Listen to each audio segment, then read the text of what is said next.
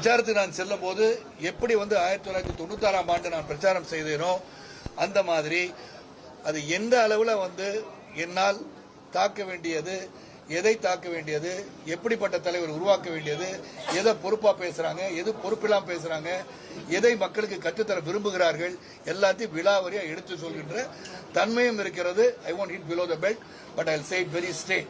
I'll call a spade a spade. You will know how I'll campaign against all this. மதிப்பீடு ஒண்ணுமே கிடையாது, தலைவனே கிடையாது. இல்ல ஃபீல் பண்றது எல்லாரும் ஃபீல் பண்றாங்க. என்ன கேட்டாரா? நீ பதில் சொல்றீங்க அமைதியா.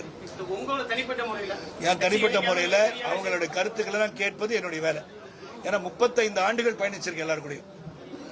எல்லாரும் சொல்றாங்க நீங்க கிணத்துல குதிக்கிறா குதிப்பேன், சும்மா சொல்ல உண்மையில குதிப்பாங்க. அந்த அளவுக்கு அவங்க கூட ஒரு குடும்ப தலைவனா நான் பயணிச்சிருக்கேன்.